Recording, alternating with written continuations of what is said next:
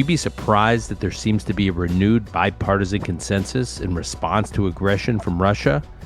Are we back in a Cold War posture, both in policy terms and in our politics?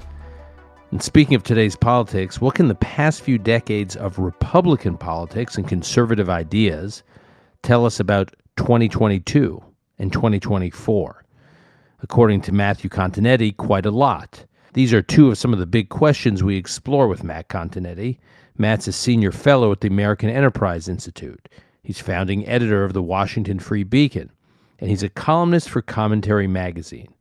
He's also the author of several books, and he's a new book just out called The Right, The 100-Year War for American Conservatism. This is Call Me Back.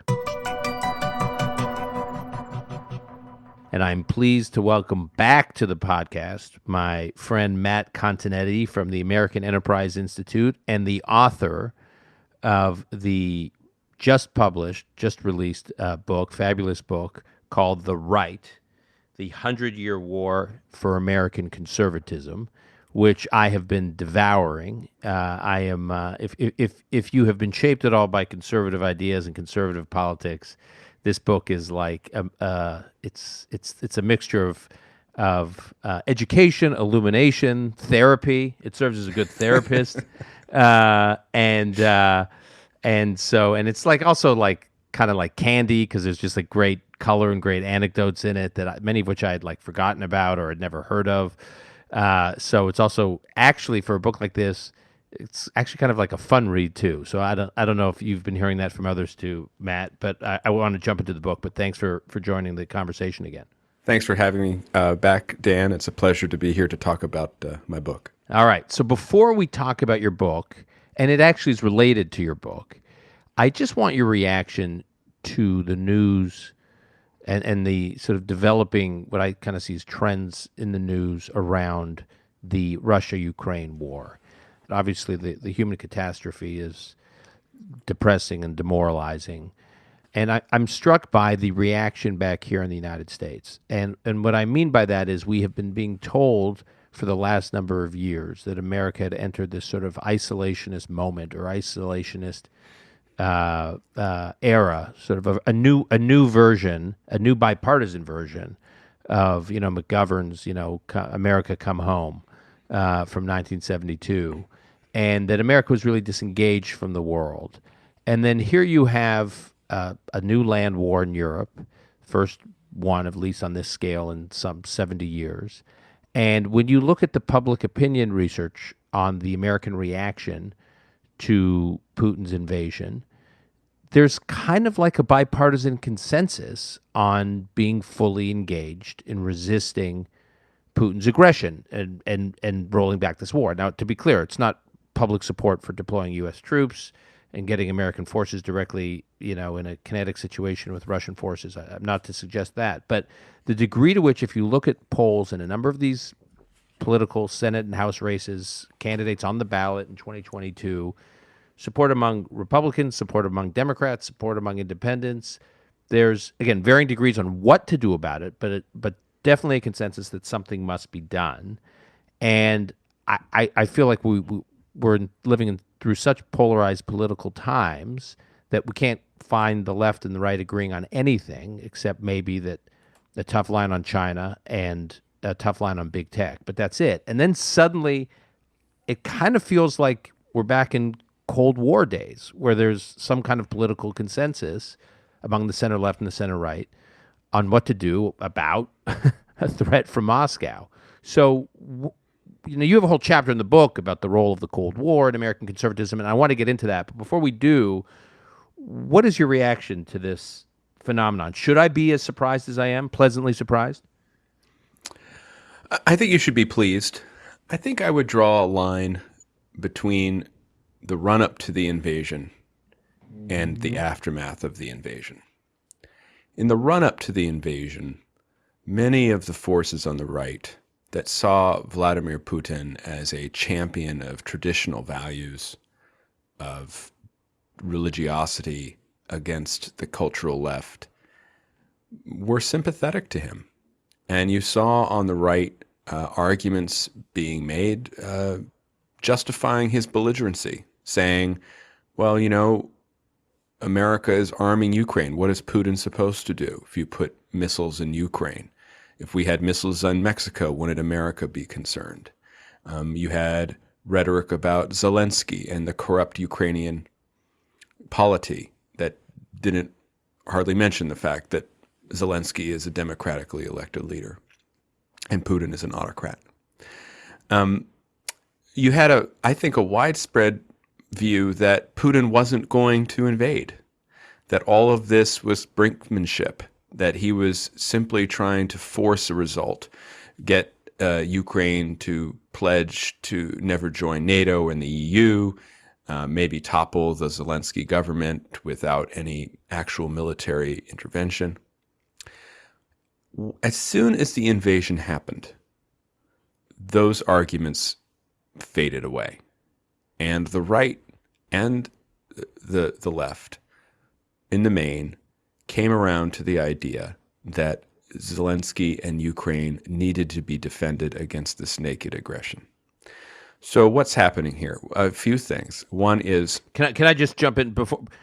But you still had some provocateurs, at least on the extreme right, who even after the invasion were still...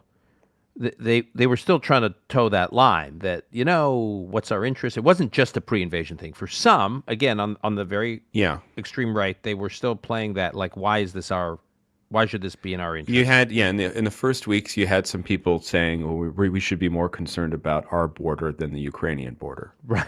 But even that has died off. I don't really see that much in the discourse. And I think it's because Americans' natural instinct is to defend the little guy against the bully. And anyone in their right mind can look at what happened here and said, this was an unprovoked assault. There's no reason that he invaded. The Ukrainians went out of their ways in the weeks before the invasion to downplay tensions, right? I think the second thing is that people are reminded of the importance of democracy. And if a democracy is facing an autocracy, Americans are going to side with freedom and democracy. That's still in our political tradition, thank God. And then there is, though, a reluctance, I think, to become more involved than we already are. Mm-hmm. So yes, you're right. There are people on the right and the left saying we need to, I'm one of them, saying we need to send heavier weapons faster to help the Ukrainians. But there are very few voices calling for the establishment of a no-fly zone. Hardly anyone saying that America should commit ground troops, say, to enforce even a humanitarian safe harbor or corridor. So I am pleased with the reaction to this invasion and the realities of the world that the invasion highlights and reminds us of. But I would say that there is still a deep reluctance for America to become involved in a foreign conflict.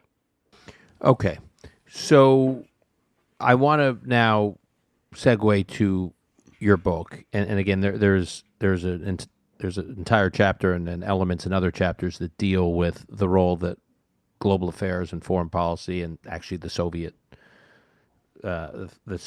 threat played in the evolution of the conservative movement. But before we do that, I just want to set this conversation up for those of our listeners who aren't familiar with your book. Can you just top line, take us to 1150 17th Street, where the book opens, right, in Washington, D.C., and why you wrote this book, what the impetus was, what the conceit of the book is, like just summary, what is this book about? And then I want to get into some specifics. Sure. I mean, so the book is called The Right, The 100-Year War for American Conservatism. I've been researching and writing this book for about 6 years, from inception to publication. And it is this history of the American right over the past century. And why did I write this book? Well, a couple reasons. One is I've been teaching this material to college students in various forums for about a decade, and I've never had a textbook that I could just work off of very easily. There are great books written about conservatism, but they focus either on politics or on ideas, not both. And so what this book does is synthesize American politics and the intellectual life of the American right and put it all in one volume, told by someone who identifies as a conservative. The second thing I try to do in the book is most histories of the American conservative movement begin at the end of the Second World War. They carry on through the Goldwater nomination and defeat in 1964, and they culminate with the rise of Ronald Reagan in 1980 and his presidency. I felt that that didn't tell the whole story, that I wanted to widen the scope of the narrative to include the prehistory of the American right, what the American right looked like prior to the onset of the Cold War in 1946, 1947, and then what the American right looked like after Reagan up till the present day. The book ends with Joe Biden's inauguration, so 2 years have elapsed since the conclusion of the narrative. When you do that, you see a very different picture of the American right, Dan. You see that in many ways, politically, the American right and the Republican Party of today resembles pretty closely the American right and the Republican Party of pre-New Deal America. And what you also find is that Reagan, Ronald Reagan, despite his historic importance and his consequential presidency, seems more like the exception in the history of the American right than the rule. And so one of the lessons of the book is that if we focus too much on Reagan, we may actually get a distorted picture of the American right. It's better to just view him as one character among many characters. And what is so you say today's right is a post-Reagan right that resembles the right of the early 30s, right? Mm-hmm. So can you describe what that right of the early 30s looked like? Sure. So up through World War II, the American right was it was protectionist. It supported the tariff. And so we see today the Republican Party and the right think about industrial policy, think about decoupling our economy from China, supporting the Trump tariffs.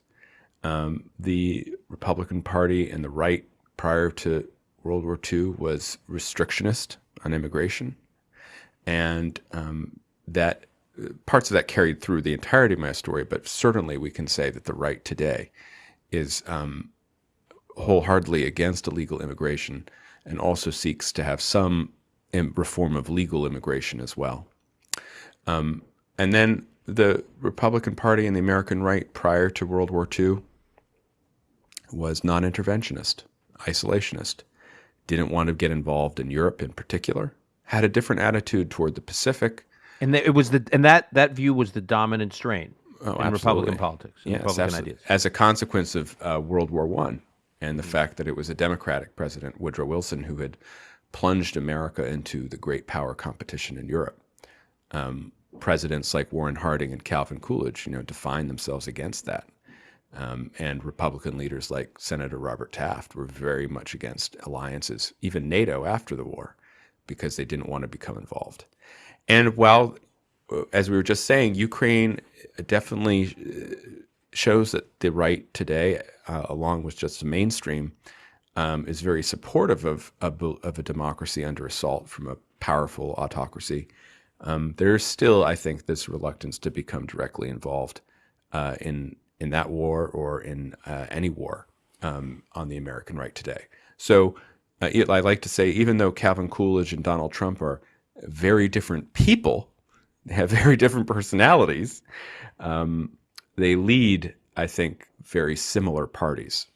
So now I want to talk about the role that the Cold War played in all of this, because I mean, you may say that Reagan was an outlier, but what led to Reagan was a multi-decade fight globally against communism that, as you write about, had a huge that the right struggled with in terms of how to engage with it, and then ultimately it became definitional. I just speaking personally, this is the therapy part. So I was an intern on Capitol Hill in the early '90s. It was 1990 or '91.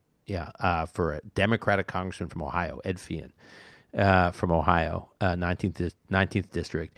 And when I was doing all this research to write legislative correspondence as an intern, it was like I was really grappling with a lot of issues around the Cold War and democratic resistance to policies that were held over, legacy policies of the Reagan administration from the Cold War.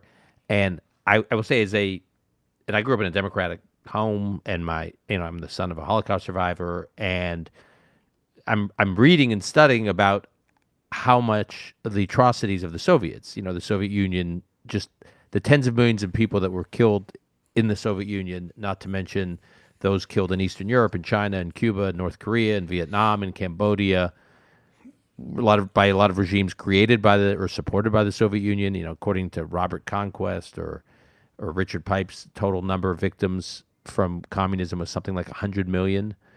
So it made communism like the greatest catastrophe in human history, on par, obviously, with Nazism.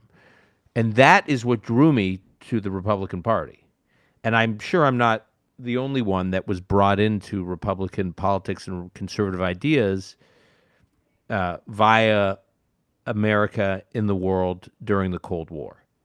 So that's that's a little bit about how I first got involved. But I just how common was that kind of experience? I mean, obviously not being the child of a Holocaust survivor, and how that makes you think about the world, and totalitarianism may not be as common. But generally speaking, the idea that this was a bipolar world, and America was on one side of it, and we were at war, and one party was shaping a war or Cold War strategy. Well, it was incredibly important. The threat of the Soviet Union caused a few major changes on the American right. The first is that the right switches its foreign policy from one of disengagement with the world to one of engagement. So the right, because it perceives this threat of global communism in the Soviet Union, begins supporting alliances like NATO, begins supporting forward deployment of U.S. forces, stationing them throughout the world as tripwires or as deterrents, supports military intervention in Korea, Vietnam, elsewhere, as well as support for proxy forces to fight communists, supports open trade in the belief that an open trading system will enrich our democratic allies, many of whose economies were devastated by the Second World War, and that when they grew rich, that would immunize them against communism, right? So there was an engagement in the world and an openness to trade that distinguished Cold War American right. And the second thing that happened was anti-communism provided the glue for various factions on the right who normally wouldn't get along. And so you have, just to take the two major factions, you have libertarians who worry about individual freedom and the power of the state and economic freedom. And then you have traditionalists who worry about individual virtue, the stability of social institutions like the family, like the church, like the community. They dislike big government and communist government because it goes after those institutions. It tries to re-educate people, to transform the family, to transform individuals. It clearly goes against the church. Soviet Union was an atheist society. Marxist-Leninism is an atheist philosophy. So while normally libertarians and traditionalists wouldn't get together, they both now have a common enemy, which they oppose for different reasons, but those reasons are insignificant when compared with the larger threat. And the third thing that happens is anti-communism not only provides a bridge between the traditionalists and the libertarians, it provides a bridge between the American right and the American people. Because the American right had been delegitimized in the eyes of the electorate, first by the Great Depression, which ruined the Republican reputation for delivering prosperity, and then by World War II, which ruined the idea of isolationism. But now with an engaged foreign policy that was anti-communist, the right could reconnect with the American public, which was also very anti-communist. So this really laid the foundations, as you say, for the American right for a good part of my narrative, for about 60, 70 years. So William F. Buckley is an extremely large character in your book, the founder and editor in chief of National Review, and he he's like a long game character, meaning he's like he endures for like decades in these debates and in terms of his influence on the right and like he is like he's it's like you can't get enough of Buckley when you read your book. So, can you, for listeners that aren't familiar beyond just a very surface level knowledge of Buckley and and his affiliations, can you talk about a little bit about his history and why he played such an instrumental role? Sure, I could talk a lot about it, but I'll try to be pithy. William F. Buckley Jr. Was born in 1925. He died in February 2008. He was the central figure in the development of the modern post-World War II conservative movement. He was a journalist and a commentator who mastered several mediums. He founded National Review in 1955, was its editor for 35 years, and then still a large part of the magazine up until his death. He was a syndicated columnist. In fact, he died at his desk working on his next column in 2008. And he was a television personality, which may have been the key to his appeal. He hosted one of the longest running shows on television, Firing Line, which was a debate/interview show about politics and world affairs, which ironically, when you consider Buckley's small government leanings, appeared on PBS, appeared on the public broadcasting system. The irony is rich, yeah. And he wrote many books. He was a prolific author. Right. He was an ecumenical figure on the American right, and he was both very free market and a devout Catholic. And he was a rock-ribbed anti-communist. So he exemplified all the various characteristics of this Cold War conservatism. And moreover, I call him an insider-outsider, which is that Buckley came from a wealthy family. He went to Yale. He attended boarding school prior to that. Yeah, quintessential elite. He lived in his house on Wallack's Point in Stamford, and then had his masonette on Park Avenue in Manhattan, a quintessential elite. And yet he was an outsider. Why was he an outsider? Well, he was Catholic in a world that was still very much dominated by Protestants. And he had these beliefs, these conservative beliefs, which when he came of age in the 1950s were considered very out of the mainstream, very eccentric. And yet it was through his work and his charisma and his ability to charm and to use humor to poke holes in his opponent's positions that he brought those ideas into the center of American politics and helped lay the groundwork, including the institutional groundwork, for much of the American right in the 20th century. And in that sense, he also played this role of sort of adjudicator in chief on the right in terms of determining who should play an influential role, who shouldn't, what ideas should be encouraged, and what ideas were unacceptable or intolerable. He through these institutions and through his own voice and his public intellectualism and advocacy, set up guardrails around the conservative movement so it didn't go totally crazy. So I guess I have two questions. One, is your sense that he anticipated that the right needed that kind of role and he was going to fill it or create it? And then secondly, who plays that role today in American conservatism? Well, the second question is easy to answer. The answer is no one. And right, it was a tee up. That's right. That's a layup. The first question, a little bit more harder to discern the answer to. The thing about Buckley, even as a kid, he grew up in a very large family. He was homeschooled for much of his early education. He was kind of a dynamo even as a child. And then when he gets to Yale, he gets to work in the debating team. He goes to the Yale Daily News, eventually becomes chairman. He's always at the center of things. That's just who he was, constantly in motion.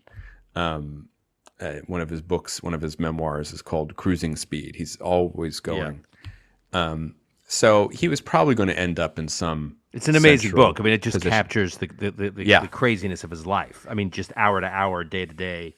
Oh, it's a great book. It's a book about being William F. Buckley Jr., which a lot of people wanted to be, right? So he was an aspirational figure, and he kind of knew this. Like, people looked at him and they saw his style, and he saw the way he carried his learning and his manner, his eloquence, and a lot of young people wanted to be like him. And so he writes this book, actually one of two books that it's about just being him, and it's quite good. So he was going to be at the center of things, I think. But then, really, the answer to your question is he also understood that at that period in the mid-20th century, he needed his ideas to be taken seriously and not be dismissed out of hand by Americans as kind of kooky or weird or just totally off the wall. So that's why he began building these fences around his definition of American conservatism, saying that you couldn't be a Buckleyite and be a conspiracy theorist. You couldn't be a Buckleyite and be an anti-Semite. You couldn't be a Buckleyite and be a fanatic, whether that was a fanatical libertarian or a fanatical traditionalist. And you couldn't be a Buckleyite and just be an out and right racist. Though, I talk at length in the book about his position on civil rights and the problems that it caused the conservative movement. Nonetheless, And you're critical of him on that. I am. Yeah, I think it was a big flaw at the origins of the conservative movement. But it was this idea that in order to be taken seriously, we had to define ourselves against elements that were on the right. Yeah. And that would be necessary. So can we just provide a little case study? One that I followed closely, 1991. At the end of 1991, he pens a long essay for National Review called "In Search of Anti-Semitism," which was like, again, it's hard for conservatives these days. I feel like I sound old when I say this, but in the 80s and in early 90s, there was like a debate: are there rampant elements of anti-Semitism within the intellectual right? And you describe why that essay was so important. He went about trying to find out if it were true and what to do about it. Right. I mean, and it was very personal to him because that essay is really about one of his proteges. And Buckley had many proteges, and this writer in particular was a man named Joseph Sobran, who really beginning in the 1980s just begins penning articles that are anti-Semitic, and then he goes even further from there, attacking Israel, attacking the supporters of Israel in the United States, attacking Norman Podhoretz, the editor then of Commentary, and Norman's wife Midge Decter, a writer in her own right and esteem. And so it's actually, the essay is provoked by Norman Podhoretz telling Buckley, what are you doing employing this guy, Joe Sobran? And this question is being raised at the same time as America is launching Operation Desert Shield and then Operation Desert Storm. And figures like Pat Buchanan are basically saying that he never says it directly. He's very clever in the way he says it, but basically saying that American intervention in Iraq is a Jewish plot. I mean, it's that Jews are pushing us to war in order to benefit Israel. And he goes after Buchanan in this essay. He does. So Buchanan becomes a second topic in the essay. Right. And what he finds in this searching essay, and he talks about his own experiences being the son of an anti-Semite, and how, in fact, he had been raised in an anti-Semitic tradition, but it wasn't until his experiences in the military during World War II that he kind of began de-radicalizing, basically, and recognizing Jews as his fellow human beings, fellow Americans, and coming to the conclusion that he could not defend Pat Buchanan against the charge of anti-Semitism, based on what he said Buchanan's fixation with Jews in Israel in his portrait of American politics. And just to be clear, by this point, Buchanan is journalist, columnist, TV personality, public intellectual, and a candidate for president. Right. Worked for Richard Nixon, worked for Ronald Reagan. He was a major player in Republican politics. He figures quite heavily in my story, too, for all those reasons. Right. And so this begins a real fissure on the right. And it's an extremely controversial moment. But it is exactly as you say, Dan, one of these examples of Buckley saying, I can't allow this to happen. Right. You can't be part of my movement if you hold this position.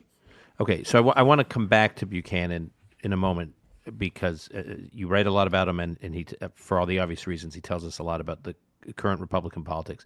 But before we do, before we move off of Buckley, one of the great parts of Buckley's biography is he was a candidate for mayor of New York City in 1965. So 1964, just describe what's going on there. So 1964, Goldwater has this like landslide loss as the Republican nominee for president.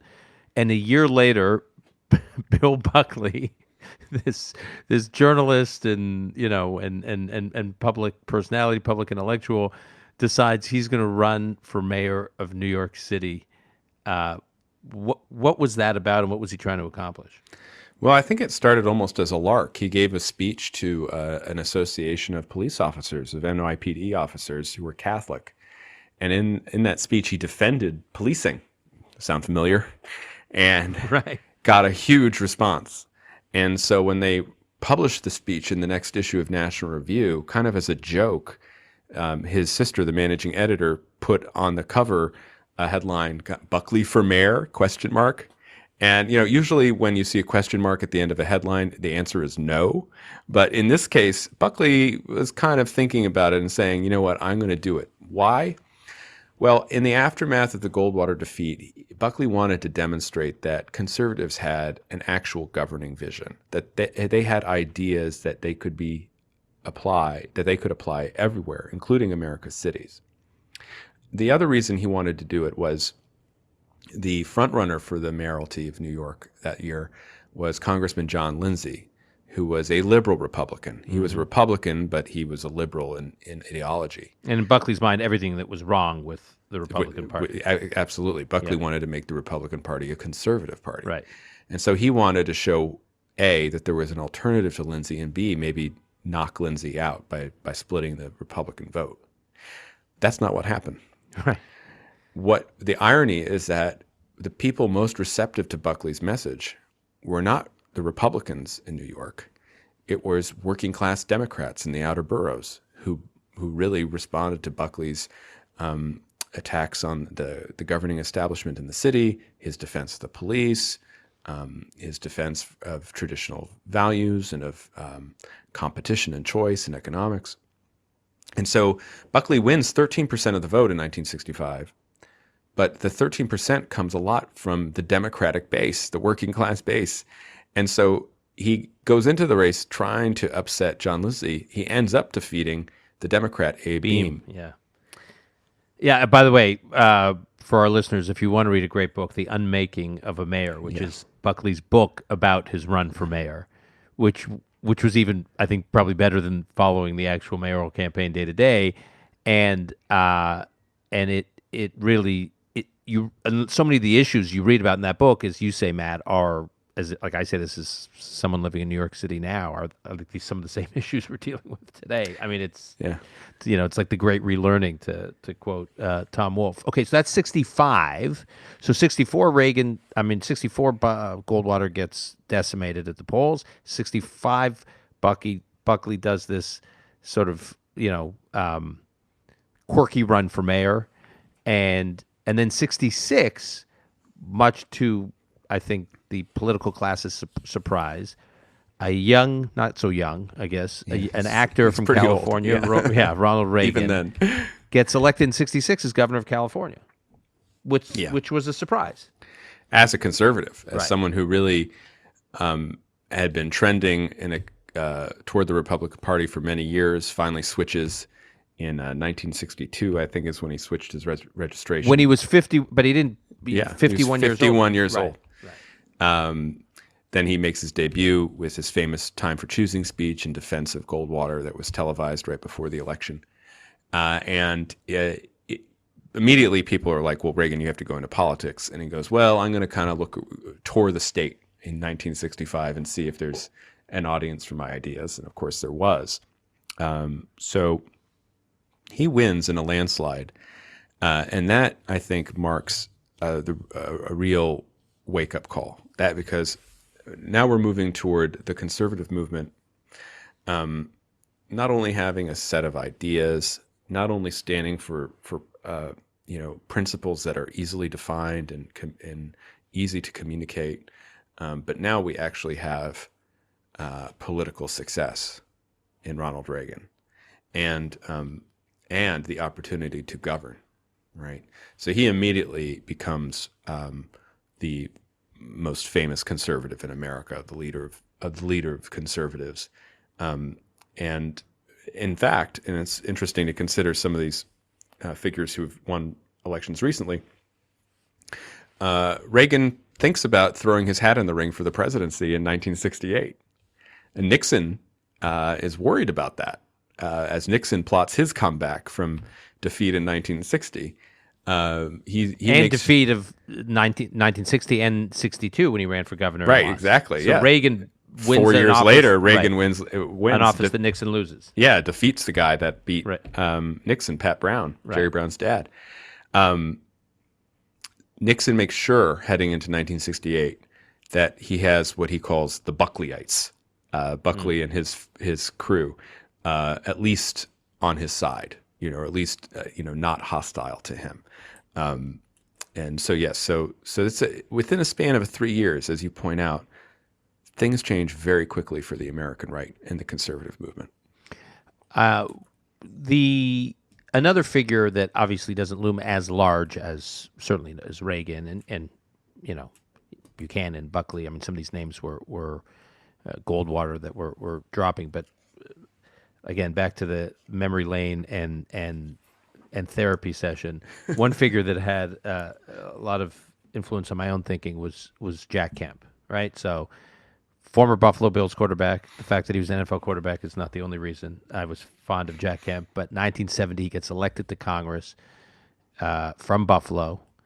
And can you describe the role, what he tried to do, before we get to supply side economics, just his approach to conservative? He called himself a bleeding heart conservative, right?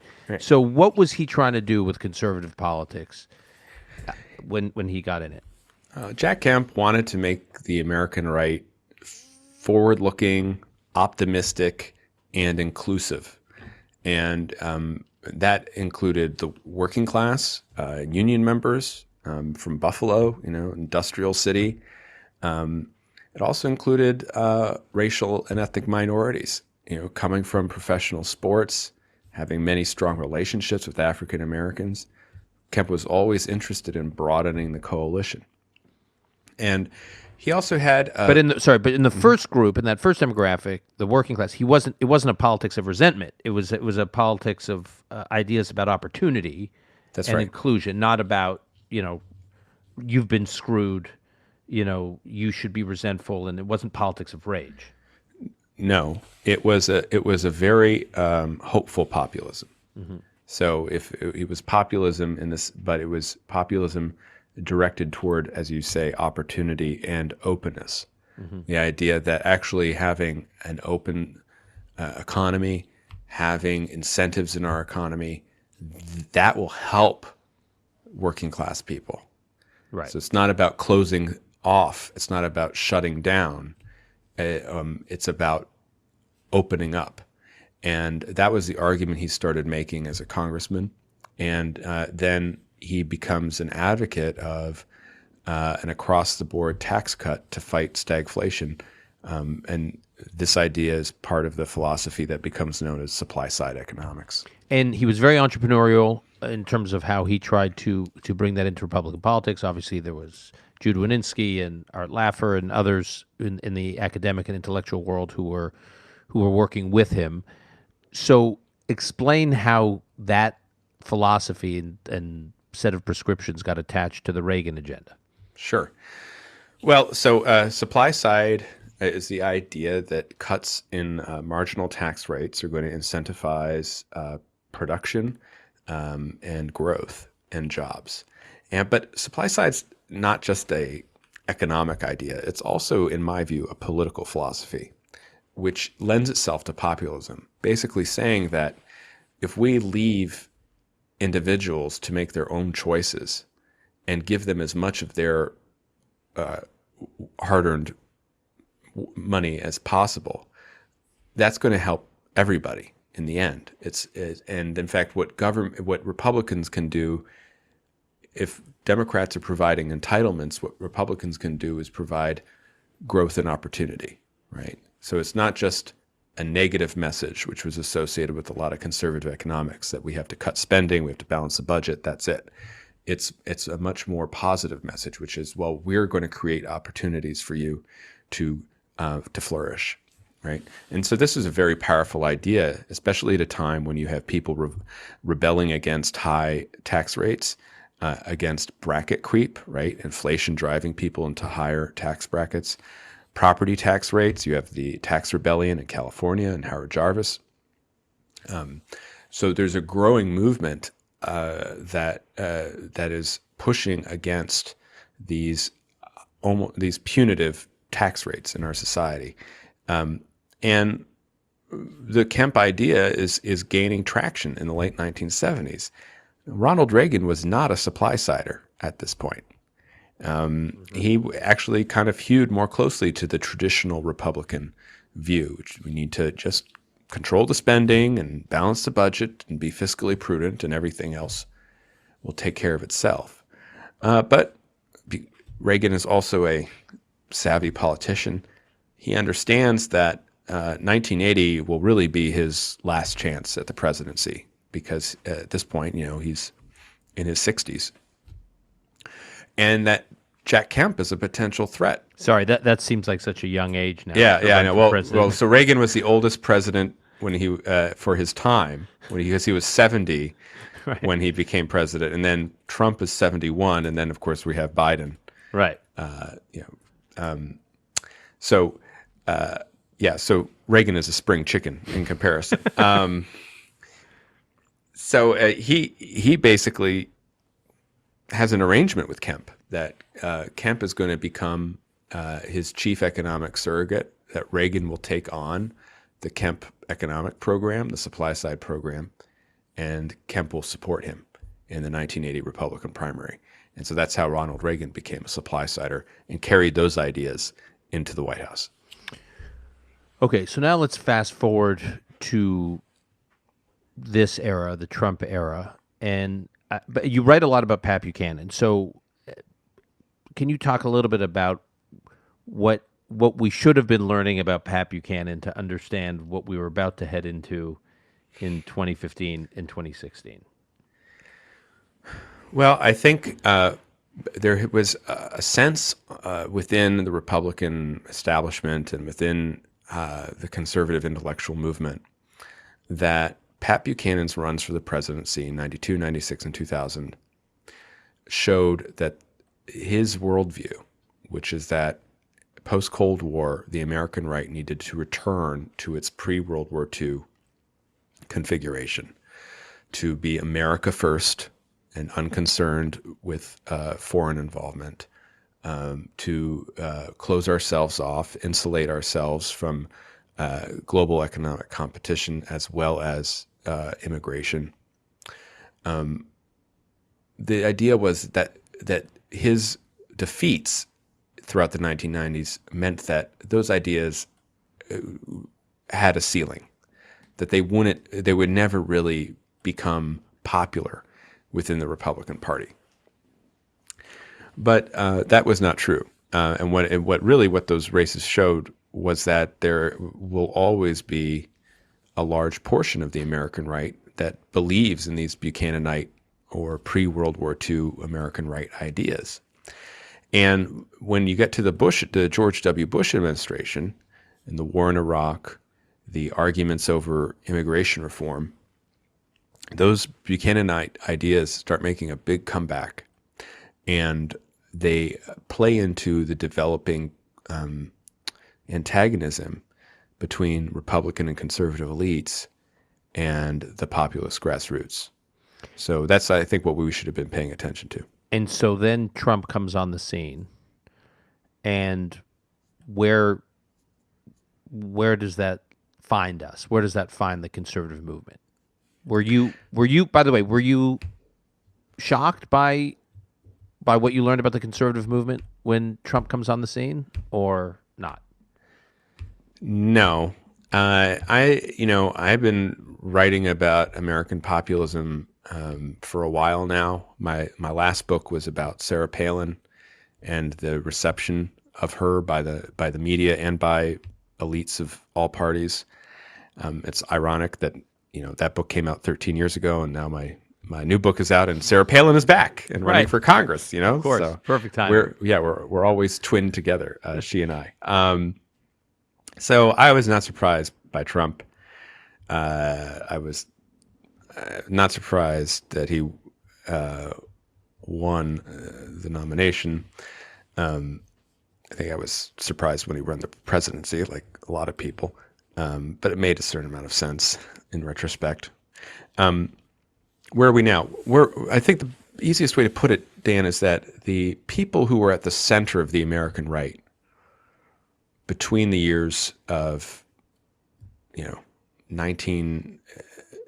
just the most recent 30-year period, right? So if you go from 1992 to 2022, they're now on the outside looking in. And the people who were on the outside for much of that period, people like Buchanan, right? They're now at the center of things. And so the people who are at the center of the right have changed. And what's interesting now about that Buchananite philosophy is for much of its history, it had been unattached to institutions that could support it. But because Trump won the presidency, in the years since that happened, there's been a lot of building and infrastructure for those ideas of America first, for economic protection or industrial policy, and for immigration restriction. And so this battle that I talk about in my book is almost certainly to continue, and in actuality, right now has been decided in favor, I think, of the populist grassroots and the more nationalist forces in the party. But when you look at Trump's first 2 years in office, he was elected clearly in this populist wave that you describe, and yet the legislative agenda that passed was led by Senate Majority Leader Mitch McConnell, House Speaker Paul Ryan. It was basically a Federalist Society agenda on the courts and judicial appointments, and a mostly, although not entirely, free market tax cutting agenda in terms of fiscal policy that Paul Ryan engineered and led in the House. And it seemed that the White House had, to some degree, kind of outsourced policymaking and legislative agenda setting to these two very pre-Trump, post-Buchanan, pre-Trump Republican leaders who you say were on the inside for a while and should have been on the outside, but they actually weren't on the outside. They were on the inside, and they were implementing a policy agenda that Trump owned, but was really the McConnell-Ryan agenda. Yeah. I mean, you're right. I mean, in the sense that Trump's lasting accomplishments will be the tax reform, which, knock on wood, looks like it's safe. Yeah. And the court, the three justices he put on the Supreme Court. And what he did at the lower courts, too. And all the judges in the lower courts. Right. Yeah. And those are longstanding conservative goals. I mean, even in the tax reform, one of its elements was opening up ANWR, to drilling. I mean, conservatives have been for that for 30 years, 40 years. So why is that? Well, Trump has to work within a coalition, especially at that part of his presidency, those first 2 years, where you still have the remnants of that conservative governing class, right, in charge.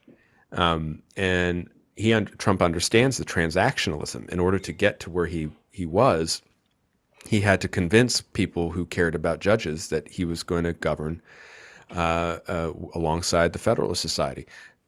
To people who cared about tax cuts, he was bringing all the supply-siders in. Even on defense, remember, he plussed up defense. Not as much as I would have liked, but he did increase it. And he talked about rebuilding our military. So for defense hawks, he had something there. It's when he loses the Congress, or loses the House first in 2018, that he kind of moves toward the Trumpian side of things. And then you have Tariff Man. And then you have the declaration of an emergency so he can begin the wall construction. And then you have this kind of continual debate over, well, what does America First foreign policy mean in practice, right? It means, meeting up with Kim Jong-un and becoming besties with him. I'm not sure the mixed results of that. It meant lowering our forces in Europe, redeploying them to Eastern Europe in some cases. So that was kind of still unformed. It meant taking out Soleimani, which is something I quite welcomed. But it also meant that you wouldn't respond after the Iranian proxies attacked the Aramco and attacked these major shipping containers in the Persian Gulf. So I think in the second half of his presidency, he kind of moved away from the more establishment ideas and closer to the Trump one. But I will say that I think one of the lessons of my book is that for the right to be successful, it has to be a synthesis now of populism and of a constitutional conservatism. Both sides need each other. The constitutional conservatives won't get anywhere without the votes of the populists. And the populists, if they really want to achieve their goals, if they really want to solve some of the problems that are driving this discontent, they need ideas. They need policy ideas that the constitutional conservatives can provide them. So when it is a synthesis, it can be very successful. I think right now, though, it's more conflictual than it is cooperative between the two camps. And where does that leave you heading into 2022, the midterms in 2024, in terms of, obviously the big question, does Trump run or does he not? I'm just struck by some of this polling we've seen where Trump's approval rating among Republican primary voters is very high, mid to high 80s. And then when questions are asked of Republican primary voters, who best to continue on the Trump agenda, or to lead going forward the Make America Great agenda, and should it be Trump or should room be made for new leaders? And the Trump number drops in half. Mm-hmm. So what's going on there? Well, a couple things. So just for 2022, I think things are shaping up for a massive Republican year. Mm-hmm. And so this question then becomes all the more important, which is, do the Republicans know what they want to do when they're in power? And also when they're in power under divided government? Because the last time this happened during the Obama presidency, the grassroots right got very frustrated very quickly that a Congress could not enact an agenda over the president's veto power. And that frustration, I think, opened up room for a figure like Trump to come in from outside the system. So I think we have to be very wary of that. And Republican candidates ought to be prepared for what they would do once they're in power. Because I think otherwise, and maybe even if there is an agenda anyway, I think the gravity pulling them toward impeaching Biden will be huge, will be powerful. That will be the agenda on next year, which will be a loss for the country, I think, because we have big problems. And then just briefly on Trump, I think that polling you mentioned is dead on. There is no way that you are going to go anywhere in the Republican Party saying that you oppose Donald Trump. That's just the reality. But there is a way I think you can go forward in the Republican Party saying you admire Donald Trump, you supported Donald Trump, you continue to support the agenda items that Trump stood for. However, you think it's time that the party move on and find a new champion who is in alignment with Trump, but is also talking about the issues people care about rather than looking back to the 2020 election. I do think there's space for that. And I do think there's going to be several people who are going to run for president in 2024, no matter what Donald Trump chooses. So if he does decide, and he definitely gives every indication that he's leaning this way, if he does decide to re-enter the race in 2024, it won't be uncontested. And you believe that? You believe there will be other candidates? I tend to agree with you. Yeah, I can think of a few names. Now, whether they'll pose a threat to him, who knows? Mm-hmm. But he'll have to go through debates, right? Mm-hmm. I think he would prefer to just get a coronation and just go and see what happens up against Biden or Harris or whomever. But I think that people will go in and challenge him. And the question is, can he pull it off again? I think if he only has to offer his resentment over losing in 2020, I even think in a Republican primary, that won't be enough. I mean, I just see. Well, say what you want about him. In 2016, he ran on ideas. He had an agenda. Right. He had build the wall. Build right? the wall, confront China. America first. Right. Cut taxes, bomb ISIS. I mean, he had a lot of ideas. Right. Right now, he's mainly fixated on 2020. And I think that even Republicans want to focus on inflation, crime, and schools. And look, Trump's no dummy. He might get that. What happens in some of these primaries actually might communicate to him that it's time to start focusing on other things if he really wants to become not only the nominee, but the next president. And so for those who are demoralized by the degree to which the party seems to be still like in the grip of this, the last 4 years of Republican presidency, you coming back to your book, I mean, 64, 65, 66, it just shows you, to your point, things can change very quickly. Right. Yeah. Who knows what will happen? I mean, so even when we talk about a figure like Ron DeSantis, for example, who is really the star, if Trump is the big son, Ron DeSantis is just a smaller son. He's also really exerting an influence over the party right now. His worry ought to be, is he peaking too soon? Right. Yeah.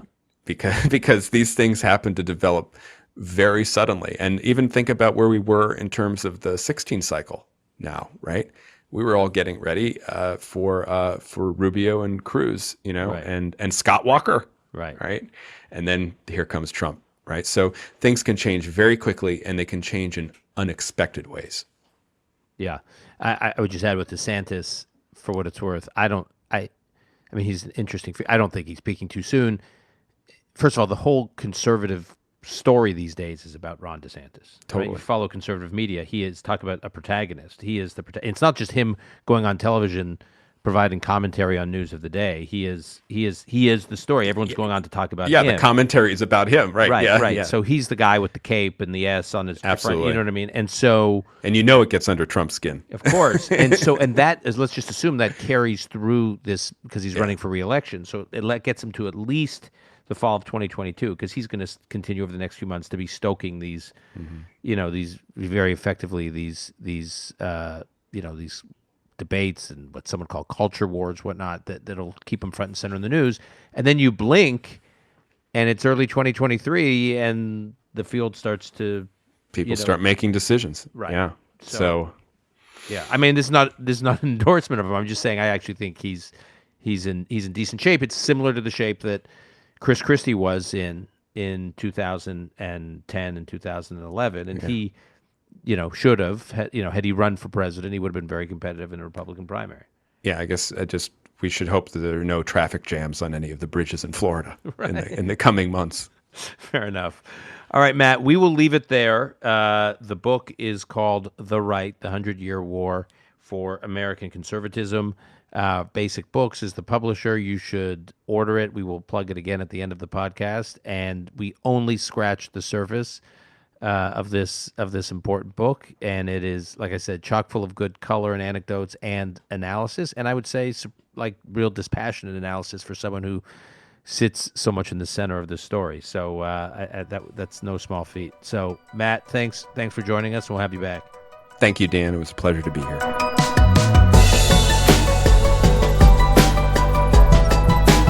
That's our show for today. Be sure to order Matt's new book, The Right, The 100-Year War for American Conservatism. You can order it at barnesandnoble.com, your favorite independent bookstore, or that other e-commerce site. I think they're calling it Amazon. You can also follow him on Twitter, at Continetti. That's at Continetti. Call Me Back is produced by Alon Benatar. Until next time, I'm your host, Dan Senor.